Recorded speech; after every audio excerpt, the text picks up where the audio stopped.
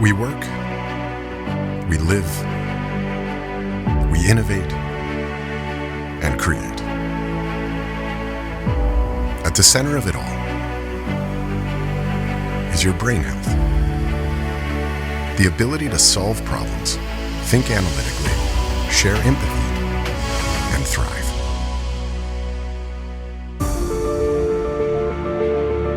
We're trying to make brain performance really the next fitness revolution. Scientific discoveries show that your brain can adapt and grow regardless of your starting point. The Center for Brain Health can show you how to transform your mind to work stronger and faster.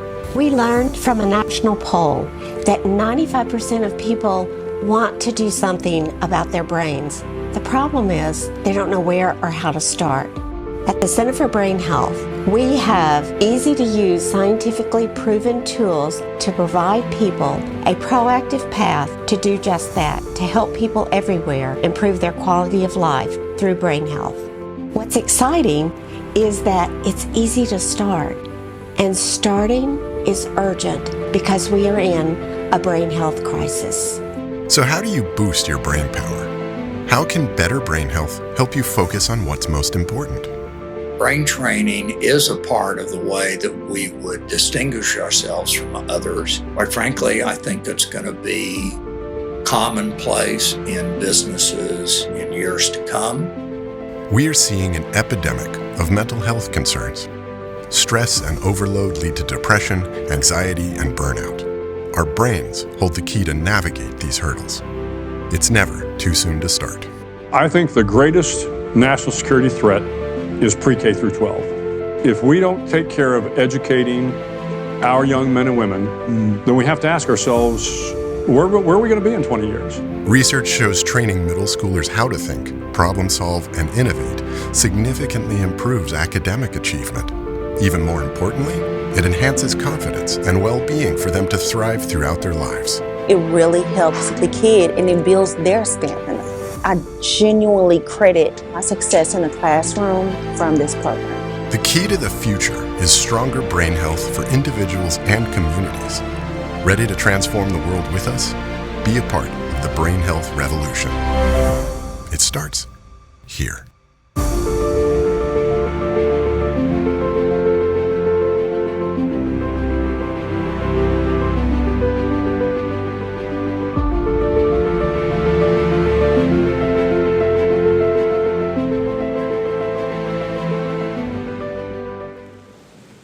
Welcome everybody on behalf of the Center for Brain Health. Welcome to Frontiers of Brain Health. No, I'm not Dr. Dan Krosik, but I have the pleasure of sitting in for him today to introduce our speaker. Just a couple of things I want to tell the virtual audience and our live audience. We will get to questions at the end of this, so for the virtual audience, if you have questions, put them in the Q&A. We'll get to those, as many of those as we can at the end. So for those of you who don't know about the Center for Brain Health, we are a cognitive neuroscience research institute, and we also translate those discoveries into tools, strategies, and education that can help improve how everyone can think, work, and live. So let me get to the agenda for tonight. Dr. Sara Perry, it's my pleasure. So a few months ago, a group of us had the pleasure of going up to the Hand-Camera School of Business at Baylor and talked to Sandeep Muzumber, who's their new dean. And we talked about the idea of incorporating brain health into management and leadership. And he got it and embraced it immediately. And Dr. Perry's going to talk about some of those very things today. Dr. Perry is an associate professor at the school there at Baylor. She received her PhD and her master's in industrial organization psychology from the University of Houston, right here in Texas, go Texas, and her BS in computer science at the University of Missouri. She researches management-related topics including remote and hybrid work, employee stress and health, negotiation, and leadership. She received the Tenure Track Research of the Year Award at Baylor, and her research has been quoted in many media outlets, including the New York Times and Fast Company. She oversees and teaches in the Human Resource Management program at Baylor. She regularly consults with a variety of organizations on HR and leadership-related topics. Her primary goal in these efforts is to, just like ours, to translate science to practice to improve the working experience for all. Look at the alignment, right? We're so excited to have Dr. Perry here. So again, we'll get to questions at the end, put them in the QA virtual audience, and it's my pleasure to introduce Sara Perry. All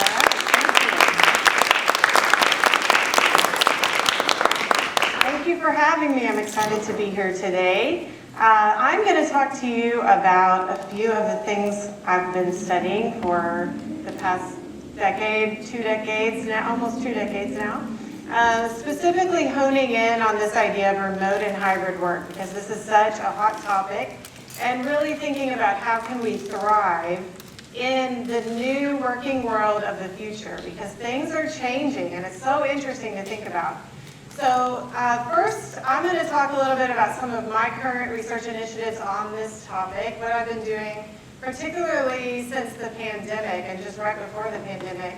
And then I'm going to give you 6 keys for thriving in remote and hybrid work and really break down the science in terms of what we know really clearly about these forms of work and how to make them successful. And then I have a few questions for us to close on to think about reflections for moving forward. These might inspire research ideas, but they might also inspire our own individual work habits or even our organization's way of thinking about designing work. So that's what they're intended to do, just to instill some thought. So to give you a little bit of an idea of where I'm coming from, as Steve said, I'm a teacher, I'm a researcher. Those are the primary ways I think about what I'm doing as I translate this to employees and leaders. And specifically in terms of stress and well-being, this is what I've been focused on for a long time. And in this context, in this new world, this remote, hybrid, flexible work kind of initiative, these initiatives are where we need a lot of research right now, honestly. So I also think about that more broadly in terms of human resources, the organizational development implications. So I work in a business school. I have a psychology PhD. I'm not a clinical or cognitive psychologist. I've always been focused on the psychology of work. So that's where I'm coming from. Okay, so a little bit about what I've been doing. So hopefully we can see this. In the past 3 or so years, right before the pandemic, I launched my most recent big-scale study. For the way we do research, it's a big-scale study. We had about 700 couples of whom at least one person in the partnership worked remotely. And we launched that study in January 2020. You might think about what was happening then. So we started getting word of, oh, things are happening in China. This might be coming our way. People are going home. Early March was when most of us went home and didn't come back for a while, right? And so we had already collected one full round of data from about 100 couples in that January-February time frame. And then we quickly pivoted to collect more relevant, specific data about this particular happening. And we proceeded to collect data through May of that year. So we currently have 5 papers out of that data set. It was so rich. One was just recently published. I'll talk a little bit about that later. And then 4 more are under review in varying stages of the review process. At the same time, I partnered with someone who was doing some work internationally to focus on who is best equipped to deal with this kind of change in work environment so suddenly. So some of the data I'll share comes from that. Then as we move forward to June 2021, we actually did, or May 2021, we did a follow-up. So we have data out of those initial couples. About 400 of those couples continue to participate, which is really high for us in our research, and told us how they're doing a year later. And then most recently, this past summer, we launched a study focusing in on how are people taking care of themselves, particularly in remote work, particularly from the perspective of breaks. How do we take breaks when we work remotely? How do we use the resources we have in this different environment to really take advantage of this for our own well-being. So that's where we're focusing in. We have this study we just finished, about 250 people around the world, and we're looking at, are people taking breaks differently across the world? Do people even define breaks differently? And the data is really interesting. Some of the very initial findings, we found people in Australia and the US tend to use their breaks more for accomplishing something, whereas people in some of the European countries we looked at tend to look at more for rest or enjoyment. Maybe that's not surprising, but that was one of the initial findings. And we're just getting ready to launch the second wave of that, where we're going to do some experience sampling, event-based sampling. And then finally, through all of this, we're trying to figure out how do we help people build healthier habits in remote and hybrid work, and specifically through the lens of taking appropriate breaks to help protect ourselves and rebuild our well-being. And so we have been working on this NSF grant for a while for a particular app that looks at experience sampling, a way to do experience sampling continuously to track breaks to build healthier habits. If you think about all the different apps we have for health, like how do we improve different aspects of our health, we're focused in on just this one small thing. How do we focus in on making ourselves and understanding the breaks we're taking, how are they affecting us, and then adapting to be healthier and more productive. Of course, we care about that a lot. So I'll tell you a little bit about some of the things we found at a very high level. So the first thing I mentioned, we looked at who's most well equipped. So through those initial data collections, we found two very different groups of people. This is when we all went home. Well, those who were privileged enough to be able to go home and work and continue to work from home. How were they doing? The people in the blue box did pretty well. These are people with not as many stressors at home and or more support at home. And so you saw people who were empty nesters, or maybe newlyweds, or people with no kids, or people with kids but they had other extended family at home did pretty well. In contrast, we saw people struggling who had children at home or other people they were caring for at home with few resources to help them. So if they were a single parent, or if they had two parents but they didn't have a lot of other support. In terms of what, you might ask, we looked at work-family conflict, family-to-work conflict, overload in terms of work or family, just too much to do, not enough time to do it, how much support they felt they had, how well they felt like they were using their resources, and then really just how ready they felt to work remotely. So we saw very, very distinct differences between these two categories, groups of people. So that was right at the beginning. Many of us adjusted and moved on, but we had a few sentiments that you might find interesting, and you might find yourself in some of these. One is that there was a very wide range of reactions to this, as you can imagine. So first we asked them to describe for us how they felt in terms of well-being, all different facets of well-being in their life.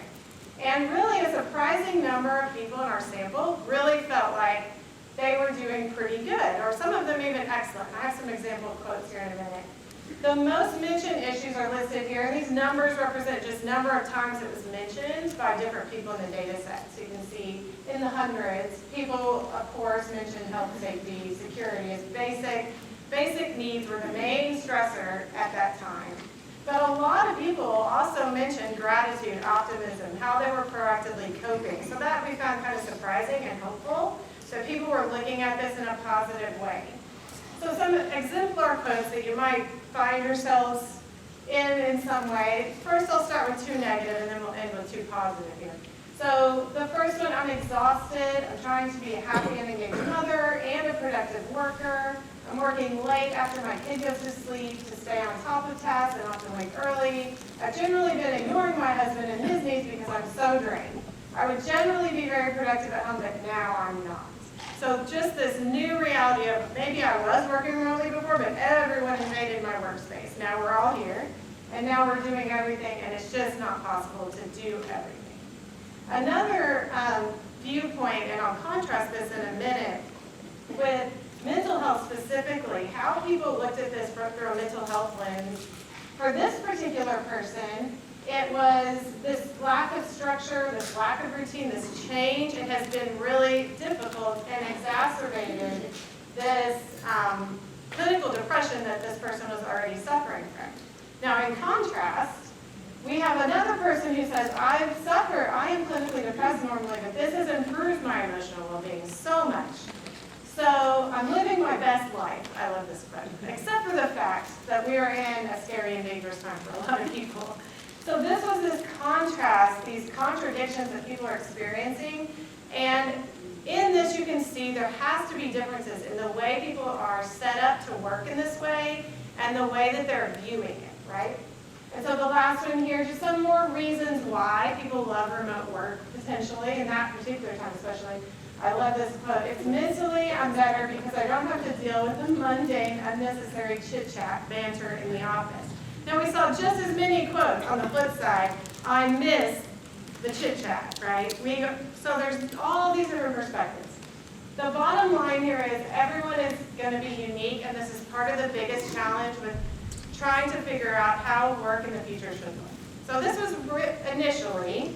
Let's fast forward a year, and we're trying to summarize what are people thinking about now. So in May 2021, we'd all been in this a year. People were starting to talk. I was getting a lot of people reaching out, asking about return to work. How do we do this? How do we implement return to work? The number one issue here for our participants was health and well-being, especially of their children, those who had children. Number two was figuring out how to balance or separate work and family life, or non-work life, and then dealing with high job stress at the same time. There was this real tension people communicated. And so here's an exemplar quote from that. I'm homeschooling, I'm doing my full-time job, which has been a struggle. I'm concerned my kids are falling behind, and I'm not getting everything done with work. But I'm also happy to be spending more time with my kids, still not sure how to balance it all. So figuring out all the different demands, and that's what people were dealing with at that time. A lot of people were, not everyone. And then this, I think, summarizes that pressure of balancing it.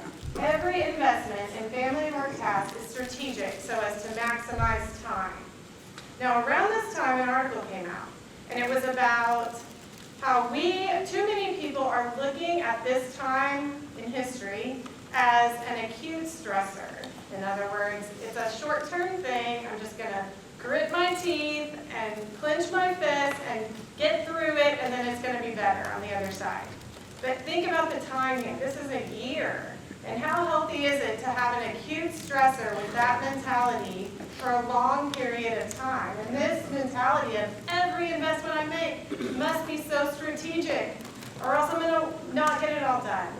And so that points to a real crisis, I think, in terms of well-being and how we have to shift, and that's what the article that was published at that time was. We have to shift to this. It's a chronic stressor. There is going to be a new normal. There's not going to be back to normal. There's something new. So we have to look at it differently. And then in general, these are the three categories people were really stressed about figuring out how to move forward on. Mental and physical health, academic and work performance, and then their social connections. Everything fell into these three buckets of all of our participant comments at this time. So that was a year in. Now let's fast forward to 2022. So we haven't collected data from those participants again, but we've been talking to a lot of leaders, and as we're looking at this break study, these international break studies we're doing now, what are the big themes? It seems to be this idea of how do we design the future of work? So finally we've gotten past the idea of when do we return to work? How do we return to work? How do we get everyone back in the office? There are still mentalities like that out there for sure. But I hear more and more leaders saying, how do we design work in the future? It's going to change.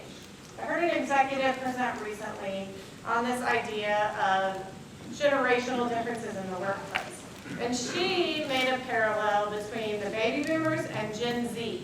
She said, think back to the baby boomers and how we radically changed how work looked and how we thought about work and the design of work at that time. And we're on the precipice of another redesign.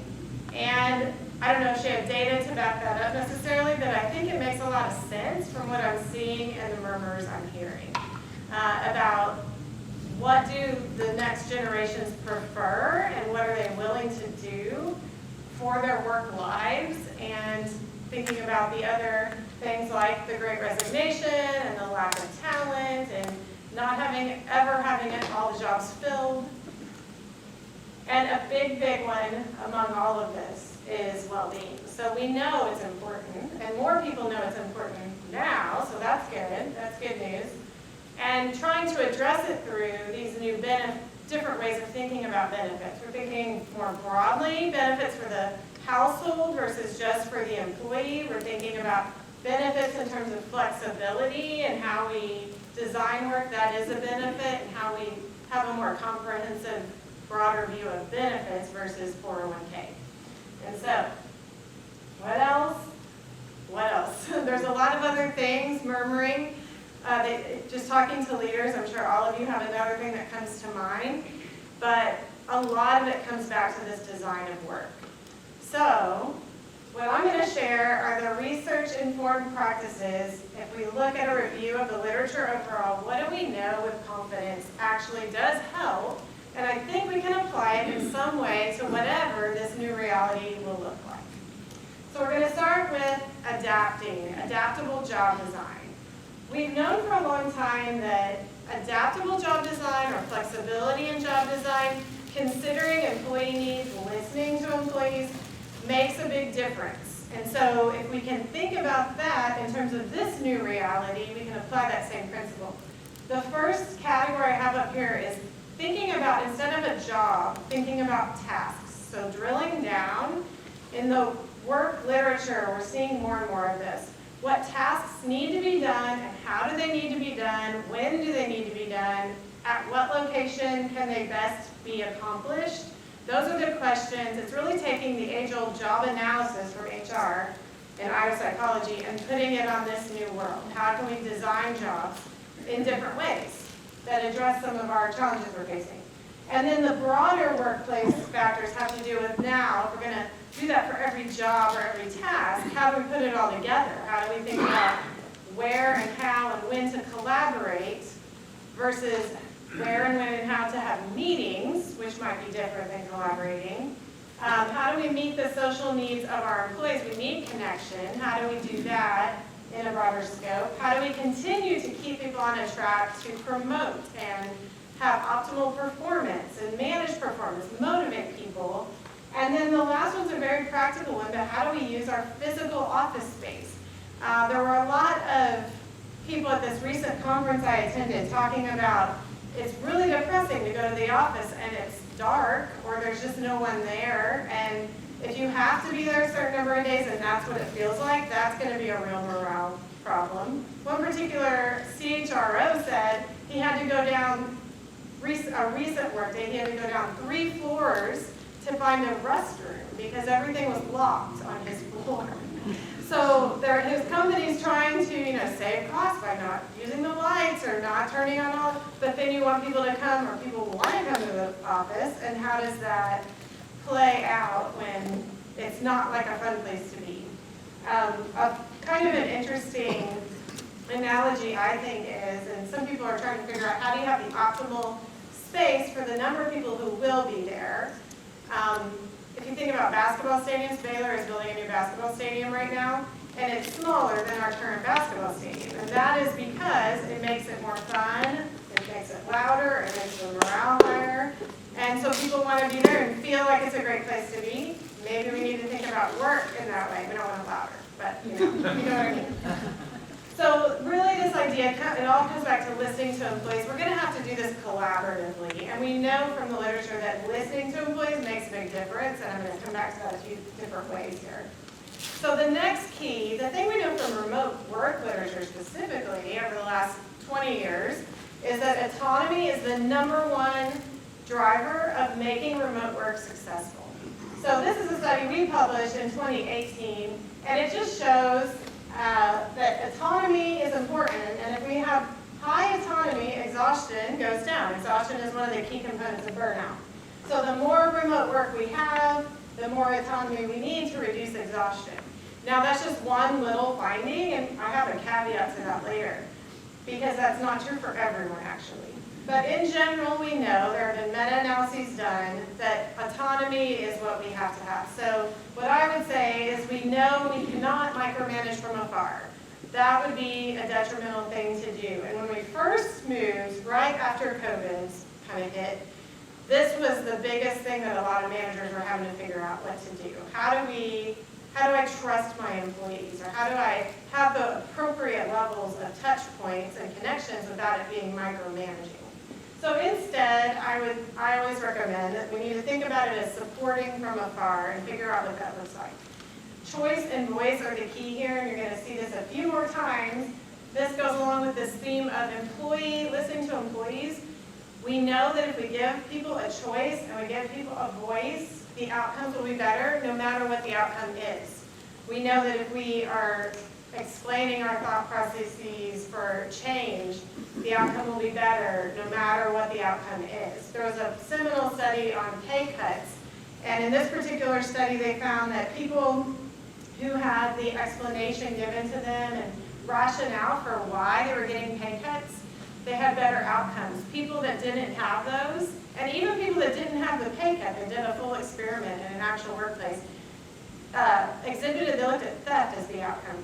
Theft went up among people who didn't get a pay cut and people who got a pay cut with no explanation. And theft did not go up among people who had the explanation and got the pay cut. So just knowing what's going on and feeling like you're a part of it, even if you don't like the outcome, makes a big difference. And that's the same here. So here's another way to look at this. Sense of ownership is another way to think about autonomy. So one of the things that we traditionally have had is a desk and a place to come, and it is ours. It is our domain at work. And we can put our pictures up, and we can store things there. If we think about these, a different type of workplace where we don't have that, which a lot of corporations are going to, how does that change? We know sense of ownership leads to engagement, it leads to fulfillment. This goes beyond just physical space, but the purpose of my work. And that improves performance and retention. So the question for designing hybrid office workspaces, how does displaying the photos on your own desk change your sense of ownership? And what happens if you no longer have your own desk? How do you think about work?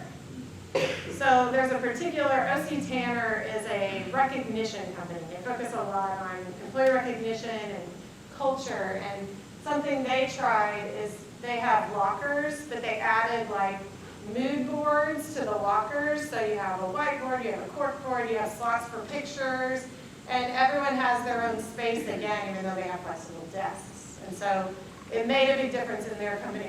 Even recognition was posted there. They used buttons for recognition, so they would put their buttons up. And so having something that is a sense of ownership, that you feel like I have a stake here in this place, makes you want to come. And that's a psychological thing that's very important at work. Okay, key number 3. So thinking about being apart, physical distance, means that we have to be more intentional and proactive about communicating with each other. So new employees who are new to the remote work setting or the hybrid work setting, need to know and learn how to communicate with their bosses, because you can be away and forgotten, or people might assume you aren't doing anything. The idea of being intentional and reaching out and proactive is important for that relationship, but also among coworkers. And it's harder, as we've all experienced, when you're distant from each other. So there's a couple of things we've noticed over the past few years is more meetings, possibly, and overcomplication of those meetings. So think about in the last 2 weeks when you set up a meeting, how many times have you defaulted to, do you want to have a Zoom meeting? Or a Teams meeting, or whatever the video meeting is. And think about how often did you actually need the video? And that's one of the ways we can overcomplicate things. There's a recent study that came out that showed this idea of Zoom fatigue is enhanced with cameras on. So if you turn cameras off, you can actually reduce some of the meeting fatigue at times. So there's little tweaks we can do like that. Just to try to avoid those things as we intentionally try to be more proactive about communicating with people from afar. The other consideration, or sets of considerations I would say, is we have to learn how to have hybrid meetings.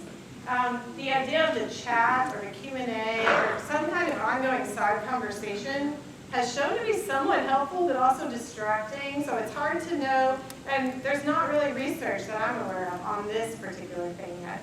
So somehow we have to figure out how to be intentional about social connection, but also overcome some of these challenges. And so that's another work design topic of the future. Number 4, think carefully about boundaries. One of the things we've known for a lot of years is that remote work carries with it the risk of losing your boundaries. So I have 3 types of boundaries. We'll start with time. This we hear in every study we've conducted, that I have no boundaries on time. I'm just working at any time, all the time. At night, I pick it back up if my laptop's sitting there, or my phone. You know, we've known for years with mobile devices, we have more blurring of the boundaries. So one of the suggestions that's been put forth is thinking about transition time. So if we think about if you're working at an office, what do you do before you go home? You have some kind of transition because you're driving home or commuting home in some way. So thinking about some kind of substitute of your commute time, can you use that to your benefit, particularly to your well-being benefit? We heard one of our participants talk about he missed the music and the walking because he worked in a city where he walked to the bus stop or the train stop. And he listened to music and he walked when he was working at the office, and he missed that.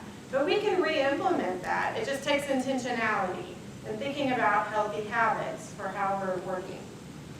The next one is space. This is a big one, especially in bigger cities where people don't have as much real estate where they live, if you're working in the city. But thinking about a separate space is so important. And lots of studies have shown, we've been saying for years, you need a separate space if at all possible with a door to have if you're going to work from home. If you can't have that, in lieu of that, it seems like having some sort of place, whether it's kitchen table or somewhere in your living room or something that you can put away at the end of the work from home day, helps with the boundaries and the transition. And then finally, expectations. There's so many things here. There's work expectations, there's boss expectations, and there's family expectations, coworker expectations.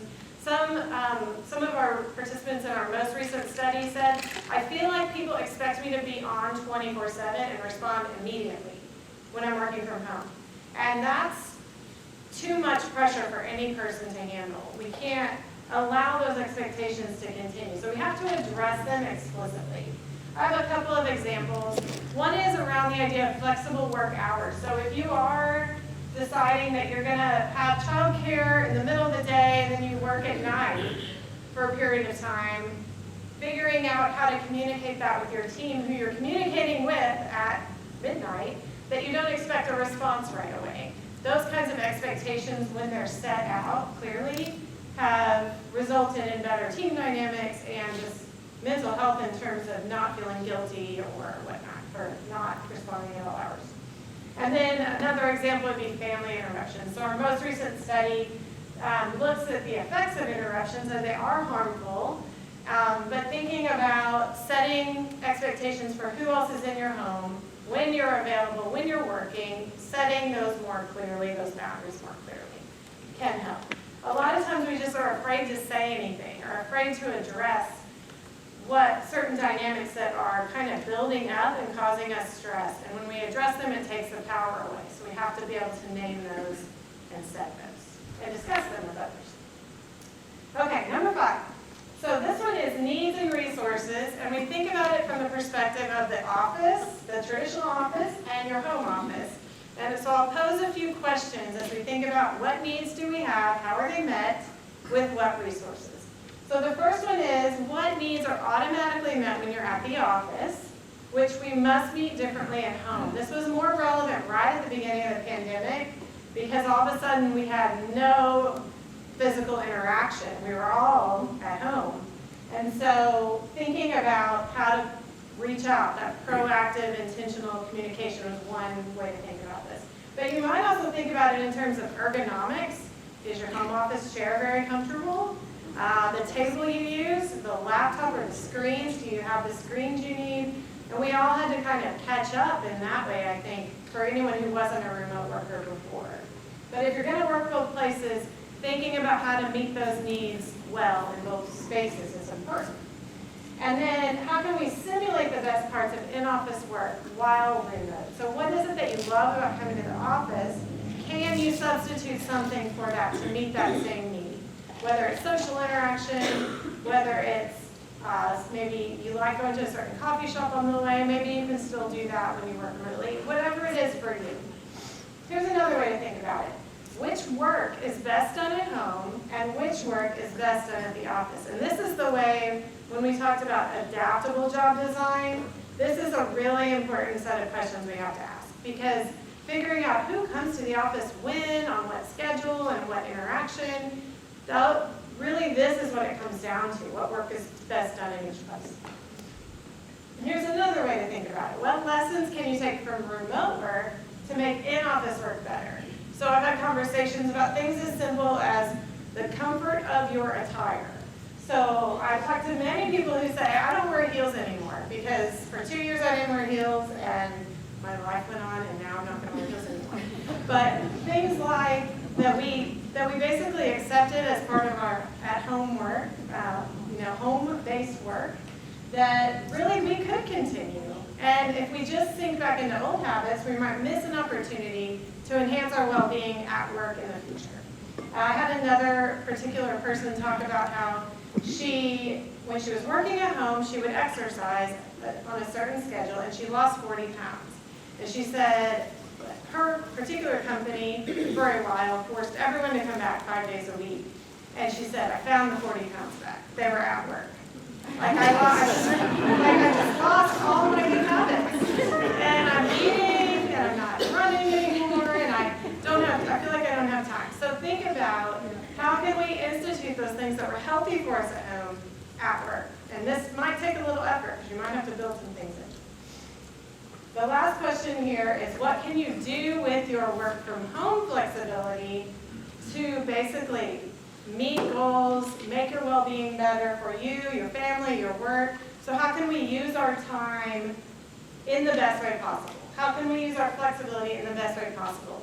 And the big example of this that we focused on is breaks. So we just published this study that focused first on breaks, interruptions and breaks. And what I mean by breaks are these micro breaks we take throughout the day. They could be 5 minutes, they could be 15 minutes, they could be an hour, but that's not really a micro break. A lot of our participants in the first study we just did on this talked about how easy it is to lose track of time and it's an hour later, especially when you're working remotely. And so the idea is that we replenish our resources and then we use that to get back to work and accomplish something and feel good about it. So what we found, and you don't have to understand the whole path, but basically we were looking at the detrimental effects of interruptions from family during remote work. And then we looked at 2 forms of stress. Challenge stress is this type of stress that's good stress, and then hindrance stress is more detrimental stress. It drains our resources. Challenge stress helps us learn and grow and build up stronger muscles. And so what we found is interruptions are bad for both of those. But if we take good breaks, if we make good use of our break time, it reduces those detrimental effects. So I'll show you a graph of that in a minute. And just so you know, the end result is it affects satisfaction, it affects engagement, and it also affects my spouse if I'm doing this well. Okay, so here's the way we defined good use of goals. We looked at 2 broad categories, self-care goals and non-work accomplishment goals. So self-care goals are the things you might think of, like, I'm just going to close my eyes and take a nap for a minute, or I'm going to just restore, completely disconnect, maybe I'm exercising, something that's more self-care. And then non-work goals are things like household chores, maybe making a plan, making a phone call, doing something that accomplishes something for you so you don't have to do it later. So it requires effort, but you get some achievement out of it. And what we found is doing both of these, using breaks throughout the day for both of these is the best case scenario. So here's the graph. You can see interruptions on the x-axis is bad in both cases, but the high condition, using breaks for high self-care, high non-work goals, is it reduces that detrimental impact. So challenge stress is the good stressor, we want more of that. Hindrance stress is the bad stress, we want less of that, and we found good results. What we found is that comparing it to the low, you're just going to be, so interruptions will still be harmful, but at the overall level just won't be as bad. So that's the most recent thing that we just got accepted in the past couple of months. Finally, individualized consideration. So the main point here is that everyone is different. And I showed you the autonomy graph at the very beginning, and I said, if you have more autonomy in remote work, you won't be as exhausted. Well, it's not true for everyone. So this was a study, the same study we published in 2018, and the yellow shows, I know this is small too, so high autonomy for low emotional stability is a personality trait that defines how much you really ride that roller coaster of emotions. How deeply do you feel about things? And so if you feel very deeply about things, that's lower on emotional stability. And individuals in this category actually really would prefer less autonomy. They need more support, especially when working remotely. That's kind of the bottom line. And this particular outcome we looked at is, when is my need for autonomy met, this need satisfaction? And we found it's met at a very low level. If I have low autonomy, that's really what I want, if I have lower emotional stability. But you see the folks with higher emotional stability in remote work, they need a lot of autonomy, and that's when their need is met. So everyone has, the bottom line, this is a technical graph, but you get the idea that, I hope, that everyone has a different set of needs.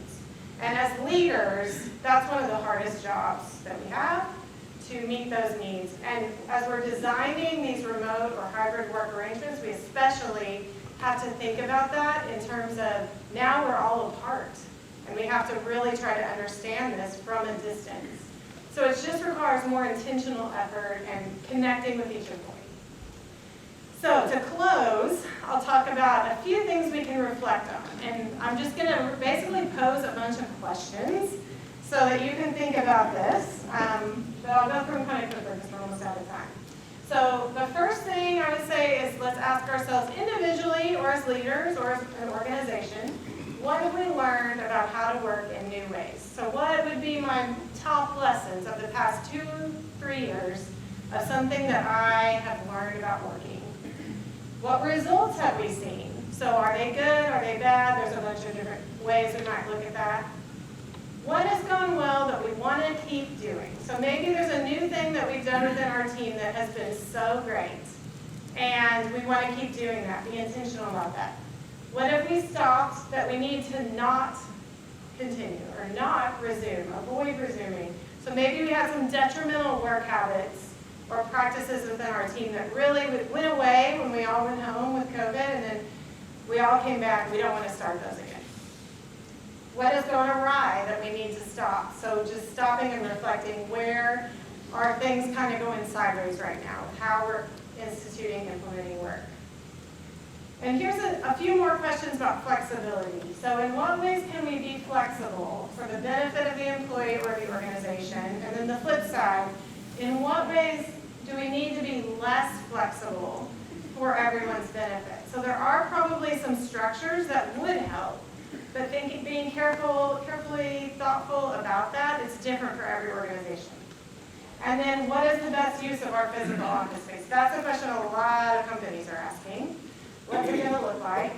And how do we just keep assessing and continually improving? Again, it requires careful reflection. So this comes back to the choice and voice. The more we can involve the voice of the employee, the better off the results will be. So finally, takeaways. My first takeaway is get ready, because I do think we're going to see a redefinition of work over the coming decade, 2 decades. In 20 years, it's probably going to look very different. Who knows? We can't predict the future. But these new generations, the Gen Zs particularly, are the ones I'm teaching right now, and they are going to change some things, I'm thinking. So we're going to see some differences. Encourage ongoing learning. Think about an experimental mindset. So try to track what we're doing. See what the results of that are. Try to continue to improve. Set up a continual, intentional reflection on what we're doing. And then question our assumptions. So if we think, no, we can't do that, let's ask why. Why can't we do that? What are we afraid of? What do we think is going to happen? And then finally, monitor, because there's a lot of potential for backlash here. If we lose anyone along the way, let's continue to just see how people are doing and redirect as needed. So with that, we'll open it up for questions.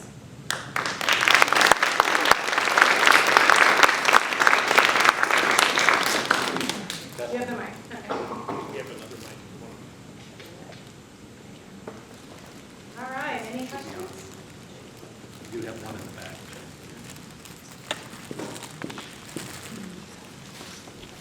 Thank you. Great. Keep talking, see if we pick up. Hello? There you go. Hello. Great session. Thank you. Very timely as a person and then also in our business. So from the organization side or the employer side, culture is so much of a focus of how you keep culture alive and Yes. thrive. But rather than that push down strategy, what, from an employee standpoint, what do employees get out of culture that we can kind of flip the table and have them really want to buy in to the culture? Because without the culture, it's all tasks. Yes. And it's all a job. It's not a career. Yes. It's not a belonging. It's not a community. Right, exactly. That is so important. So I would first think about it from the perspective of what do employees want or what do they like in the culture we have? How would they define the culture? And it's so different across every organization. So starting with where are we, and then we know things like sense of belonging, fulfillment, having purpose, meaning, a sense of identity with the bigger group. All those things matter so much, more than the tasks that we're doing, actually. And we can see the data actually show that the more fulfilled we are in the bigger purpose of what we're doing, the less it matters what we do day to day. Now, it does matter that we can overcome some of the negative parts of our job.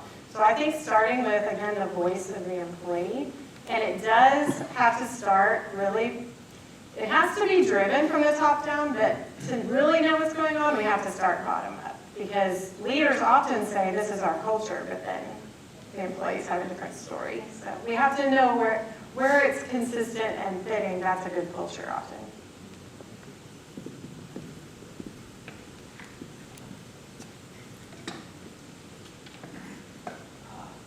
Fantastic talk. It was really, really interesting here. I actually have two questions. Keep talking. Okay. So. Continuing to talk. So I actually have two questions. The first one is, when you were talking about breaks, and in particular micro breaks, it sounded like, it actually made me think of something that I heard about before called the Pomodoro technique. Yes. And I actually didn't know what your thoughts were on that. The second question I had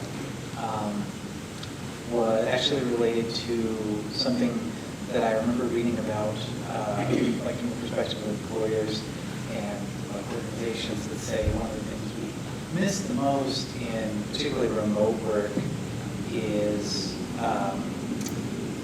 these intangible type things like water coolers. Water cooler conversations. Yeah, exactly. Yes. Spontaneous interactions between employees. And I'm curious if there's anything that you've come across that would be like a recommendation to sort of almost find a proxy for that in the form of remote work. That's super important. I don't think we have research that I'm aware of yet that says this is the golden ticket to replace water cooler conversations or serendipitous hallway conversations. So I'll answer that question first. One of the things I've seen is people have talked about trying just to encourage a culture of not being afraid to interrupt their coworkers. Now that could have a whole nother downside, but if we think about, some companies have instituted it as kind of like office hours. During these periods, we should reach out and connect and interrupt and ask questions of each other, or just reach out. I have a coworker who's very good about just calling, and he might have a reason to call, but he does it to maintain connection with everyone else. He's the only one that calls. Like, everyone else will email. And so having some kind of discussion about that among the team, I think, would be helpful. What does everyone want, and what could be helpful to help us have more serendipitous conversations? But I'm interested in that question too, so I'm right there with you. I'm learning from others. The Pomodoro method is, I believe, 50 minutes work, 10 minutes break every hour. And so I think there's research that shows it's very effective. A lot of people follow it. And I think having a structure like that is great if that works for you. One thing we know about breaks and interruptions and how they're different or the same is that if you take a break, hopefully it's a more intentional break than an interruption so that you can find a good stopping point so you can come back with minimal effort. So we know interruptions can be bad because it consumes resources to be stopped in the middle of the task and then to have to come back into the task and resume it. So we talk about the interrupting task and the interrupted task, and you're also expending resources on what interrupted you. So that's a lot of resources. So if the Pomodoro downside, I would say, would be if you're not at a good stopping point, it can be challenging. But having something to make you stop every so often isn't a bad idea for those of us that tend to sit for 2 or 3 hours at a time and never get up. So having some kind of method can help with that. But I would say before you just, stop without thinking about it, finding what you're going to do next and be ready to jump in, you'll save resources. I think we have one over here. Yeah, well, let me just ask an online question real quick. I think you're on, I agree. Am I on? Okay. So from a recruiting standpoint, what was your men versus women ratio? And did you see any gender-specific differences in the data? Yeah, we tried to find specific differences, and we didn't find many. We suspected there would be. We had about, I don't remember the exact, I think it was close to half and half. And we really didn't see big differences. We looked for a lot of different moderating effects, like maybe women find it more challenging to do X, Y, Z, and nothing consistently came out as a big difference. So there probably are differences, and we didn't find them yet, but I suspect in every study we continue to do, we expect that to be a difference. Yes. Okay, go over here. I am very curious what you're hearing from Genesee and what you think they think the workforce is going to look like for them. Like, what are some of the things you're hearing from them? I think work-life balance has been something that is such a hot buzzword for them. They also, surprisingly, many of them do not want to work remotely. They want to have personal connection at least some of the time. So they don't want, many of them don't want to be full-time remote workers. And part of that is really good reason for them because they need to have access to mentors and other people around them. Being at home and never meeting anyone in person is probably not a great professional move, especially for a new worker. The work-life balance and what does that mean for them? I've heard some of them say, some of my hardest working students who are 4.0, they work really hard, they say, I just don't want to work that many hours. I don't want to work 50 hours a week. Maybe 32 would be good. They start estimating, they're doing way more than that now in college. But I don't know, it'll be interesting. But also they want to make an impact. So they want to have purpose, impact, and they're willing to work hard for that. But it'll be interesting to see how they redefine flexibility. I want to ask you a follow-up because the work balance one was really big in in the mid-90s when I graduated from business school.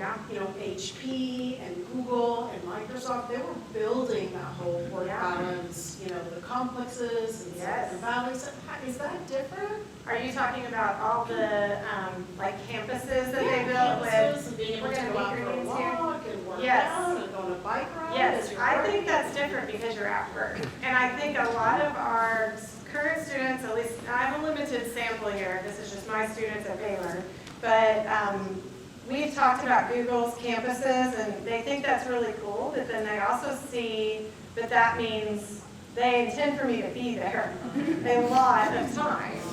So yeah, they'll feed me and do my dry cleaning and I can play ping pong, but I'm also maybe going to be working some hours I don't want to work, so it's another side of it. They really care about mental health. That is a big topic of conversation among this generation. They're very open with it, maybe too open with it to some extent. Everything's about that.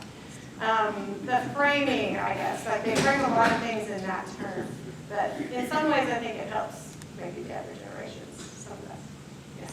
Sarah, very nice talk. So my question is that obviously you learned so much. This was so informative for us, as being newbies thinking about this.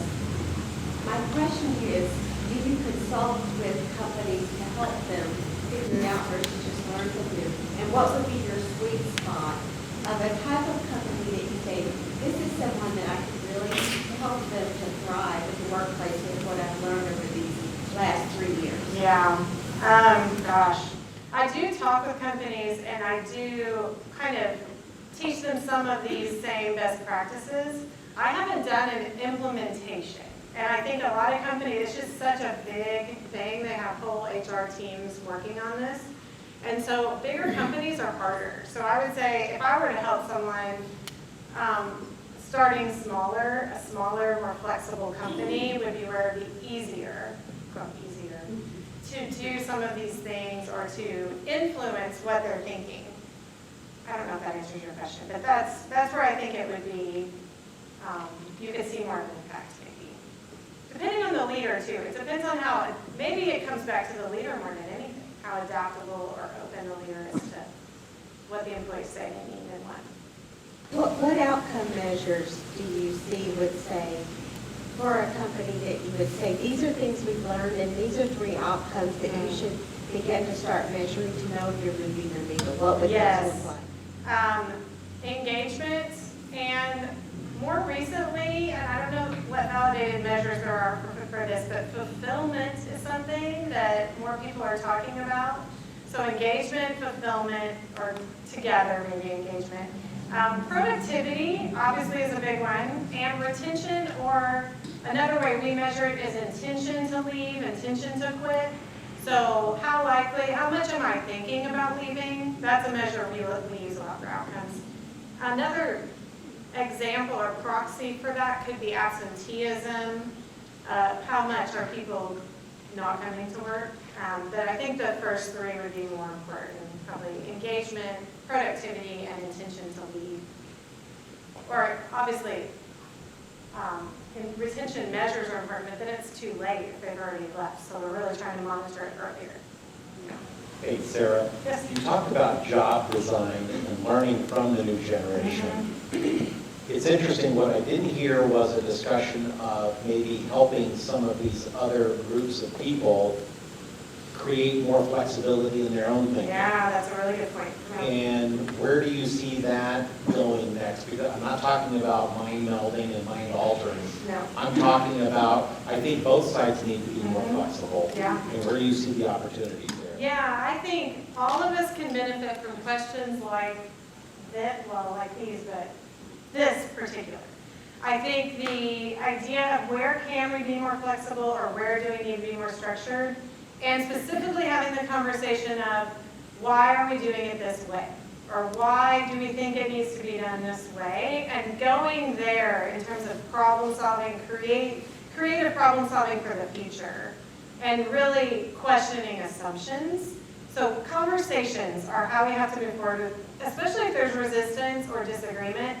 The best way to move forward in that kind of setting is to have conversations and establish connections even among the people that disagree on a particular way it should be done. And another remote question, Yes. Dr. Perry. So did you do any work on mindfulness in remote job work and the impact of mindfulness on a particular generation? I have other studies on that, but I haven't looked at it in a remote setting. I do see a lot of people that seem, just from our quotes, from our comments that people would write, people that are more mindful, that are more intentional about taking time to still the mind, taking time to really take care of their body and their brain, they seem to be doing better. I mean, they report on these proactive coping mechanisms. I mean, we know, as you all know, mindfulness is a very powerful tool for positive change in the brain. But I haven't directly tested that in remote work. We have time for probably 1 or 2 more questions from the audience. Sir, you had a question? I found a lot of difference between telemedicine and with video and just with audio. And if you could speak a little bit more about that, of just the phone call versus the video. But what's been most confusing for me is more in management meetings or project meetings where a third are in person and a third are video and a third are phones. Yes. Yeah, so for the telemedicine question, I'm not an expert in this, but I think the richer connection you have there, the better. So really it's about media richness and how much of a rich connection do we need to get the outcome we need from this interaction. So in that case, I would probably advocate for video if possible, because it's such an important setting. Unless it's something that people just, like maybe the client doesn't prefer or has some limitation. Anytime we need to do more creative problem solving, I think it helps to see each other. In terms of, wait, I just already forgot your second question. The hybrid meetings. The hybrid meetings, yes, such a challenge. Okay, I think number one is we need to have the technology to enable everyone to hear everyone. That's number one, and they have to be able to speak up. So this is something we've actually done a great job at in the business school at Baylor. We have a great technology team, and they have implemented certain rooms that are most optimized for virtual hybrid meetings. They have microphones throughout the room, so everyone can hear, no problems. And we have to get used to the practices of holding the meeting to including the virtual participants. So we always have them on the screen, you know, and that can be a little, maybe too much attention for some people. They don't want to be seen on the big screen. But you're part of the meeting, so you need to be able to be okay with that. And the facilitator needs to pull input from both times and give opportunity for that. It also is helpful if there is a virtual meeting facilitator, kind of like what he's doing over here, with pulling in the virtual participants and even moderating the chat potentially. Like that the participants on the virtual mode can be chatting among each other potentially. And that's another, you know, parallel information source. Again, it's complicated, but the more we can intentionally involve everyone, the easier it'll be. But definitely hard to do. Yeah, when people are texting amongst the group, that's meetings going on. Yeah, well, sometimes if you can incorporate what's in the chat I've had sessions when I'm teaching a workshop and there's chat going on, and if I can incorporate that with it, it actually makes it richer to say, oh yeah, this person had a comment about, and this is a good point, and I bring it in. It's really about the facilitator, I think, but it can be distracting too, I apologize. Did you want to say? Yeah, just one quick question. Do you see a major difference in the companies that you were surveying, the type of work they did? Because sometimes you think, well, IT people can sometimes work independently more. Yeah. Some of the planning information. Was there commonality in the type of companies, or were they very? They were all individuals, so they weren't necessarily from the same company. So they were all over, all different industries. We had a pretty good sampling across different job types. Now, one commonality, so the beginning when we first started the very first study in 2020, January, it was mostly what we typically see in the remote work literature, which was like knowledge workers, people who can do their job remotely. But the interesting thing about our sample in March, April, May, and forward, was we got a lot of teachers, healthcare workers, people that came home for the first time ever. And our sample was about half and half new remote workers like that. So that led some good insights for people who weren't studying in the past. Yeah. Well, this has been awesome. So it's really interesting. It seems like COVID, Sarah, and I don't know if you agree that some of these aren't new issues, but I think they amplified some issues that we've been sweeping under the rug. Yes, absolutely. Because we've been studying remote work, no one was calling it hybrid work. But most remote work research was on people who maybe only worked remotely 1 or 2 days a week. That was what most of the research has been on for 20 years. That is hybrid work, but now we're calling it hybrid work. So, yeah, it definitely amplified. And a big takeaway, obviously, is there's much yet to learn, right? So we're learning. I think my other big takeaway is both sides need to listen and learn from each other. Neither side is always right. I don't want to even say it's sides, because that sounds like we're picking teams, but I think we're learning from each other. So anyway, so first, thank Dr. Perry. Thank you. Let's give her a round. I also want to thank Dean, again, Dean Mazunder, for being such an advocate and so supportive. So And again, so the power of research really truly lies in how we use it, and that's what we try to do here. Lifelong brain health is our shared mission. You're doing it through the Hankamer Business School, so thank you. And we've launched a large-scale landmark study, if you haven't heard. It's called the Brain Health Project. This will be transformative. We're going to help everybody, everywhere, get proactive about their brain health. You heard Dr. Perry talk about some of these tools. They're there. We just need to tell people and instruct them on how to use them, right? So we're all learning how to do that better. If you're interested in learning about the project, there's a QR code up there. You can sign up today. You're never too old, you're never too young to start being a participant in the Brain Health Project. So again, thank you, virtual audience, for joining us. Thank everyone that came here today for spending time with us. Thank you, Dr. Perry, for making the trip up from Waco. And on the 20th, we pick back up with Dr. Dominic Trickle from the Global Brain Health Institute. Have a great January 20th. Yeah, not December. Yeah, I saw it 20th. Yeah. January 20th. Have a great holiday, safe holiday, and we'll see you all next year.